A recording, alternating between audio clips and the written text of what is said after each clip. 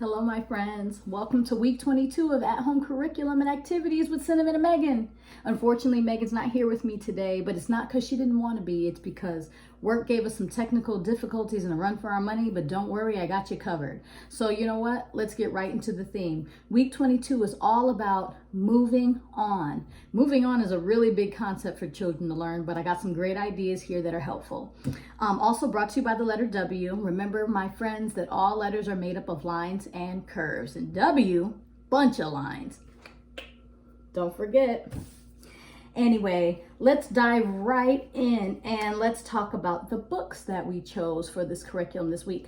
And so moving on is, like I said, a big concept for children. It can literally mean moving on from one grade to the next. It could be literally moving from one home to another. It could be moving from a state to another state, or a country to another country, or just moving on, in life, getting older, having new experiences. And so with that being said, here's a really great book that I chose for curriculum this week called Can You Say Peace? And it's about all the different languages children say peace in, and which is super, super interesting for children, especially because they don't necessarily know that anyone speaks any other languages outside what they speak in their homes. And so, your child at home may speak, you may have two languages at home, but maybe you still don't know or understand that there's so many languages in the world that are spoken. And so that's a really great book to use. Also, another book I have here is In Our Country. And this is all about where we live. All the different terrains and areas and weathers, etc. But it's a really good book choice. Also, don't forget, you can always go onto YouTube to get your stories there. They have great read alouds, as well as any books that you have at home that support the theme. Anything that supports the theme is great. And so those are the books. Moving on to the discussion questions. One discussion question that, can be a difficult one for children to grasp is, what is a country and what country do you live in?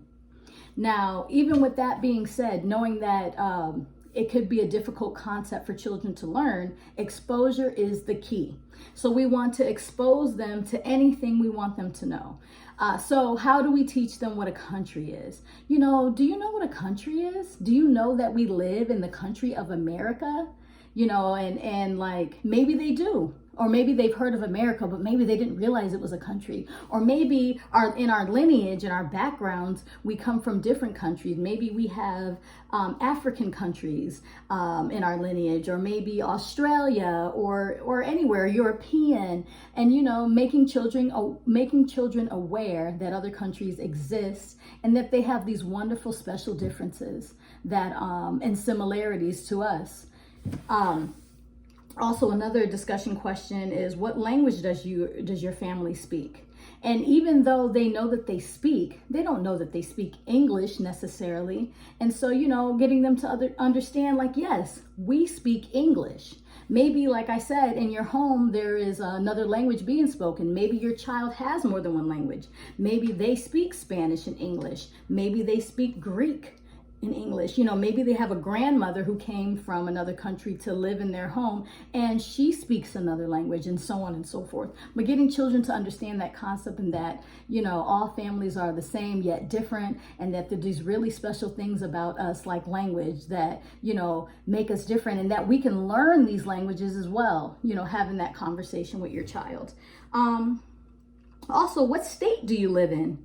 And what's so special about it? Sometimes or children have to be introduced to the understanding that they even live in a state, and that they visited other states in the same country with, that they live within. That concept, like I said, is huge. But if you've gone on any vacations, or you have family members in other states that you visited, pointing out those things is really important. So one of the activities that I had is to print out a copy of the United States, where we all live right now, and color the states either that you've lived in, or that you visited, or that you have family, that live there. So what I've done here is, yes, I was born in Massachusetts, but at some point in time, I traveled all the way from here across the United States to California, and I lived there for years as well. You know, and not even just lived there, but I have family there and friends there still, you know, and I'll vacation and visit there. I have family who lives in Florida, and I've been there on vacations as well as family visits in South Carolina, as well as New York and Washington, D.C. And so that's what I've done here. I mean, coast, I guess I haven't made too many visits to the central part, but I flew over them. Either way, this is a really good way to get children to understand where they live, where they're from, and that all the rest of this, I know it's a little difficult to see that, but that all the rest of this exists within our country of America. Another craft that I came up with is creating a camera, and you know, a pretend camera. It could be a camera that I made this camera so it can be identifiable.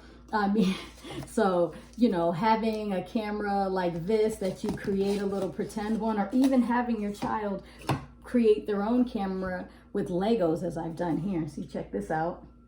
Okay. And so, because how do we capture new experiences? You know, how do we capture new experiences that we want to remember? Usually with our cameras, of course, our phones are our main cameras nowadays. And certainly we can have our child use our phones to capture pictures as well. But, you know, getting them, get their imaginations flowing and taking pretend pictures and capturing experiences with their pretend cameras and stuff like that. So I think that's a really cool concept. Even if they took this big pretend camera with them on vacation and went around snapping pretend pictures. And so, like I said, that's another way for children to remember to capture experiences, new experience they have, to remember them, to go back one day and look at the pictures that, you know, your family has taken on vacations and stuff like that, and remember, you know, what those experiences were like, you know. So free play, let's move on to free play. One thing I thought was really neat was to see how many different languages you could say the word hello in. You know, teaching your child different ways to say hello. Maybe they have friends who speak other languages, or family members, like I said, that speak other languages. You know, I say hello in English, but I can also say hola in Spanish, which means the exact same thing. And sometimes that's a concept, you know, that children don't understand, but you can give them that understanding through exposure. As well as moving forward to math and science. Okay, so one thing that's really important to practice at home when you have children that will eventually be entering school or have entered school is patterns. And so a fun way to practice patterns is by doing clapping patterns. So you as the parent create a pattern with your hands. So it could be, you know, and then see if your child can imitate it. On the flip side of that, or if you want to make it a little difficult, if they've mastered that skill, have them close their eyes. See if they can do it with their eyes closed.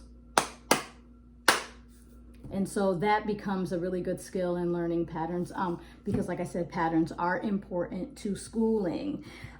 So also outdoor time, remembering to get outside. I know the weather's getting cold and we're starting to have to bundle up. We've definitely hit fall season, but it's still important to get our bodies outside and moving, you know, get those big muscles going, get those gross motor skills going, running, jumping, flipping, taking walks, looking at nature, seeing the seasons change, all very important, especially during a time like this where we don't get to go out as much as we used to.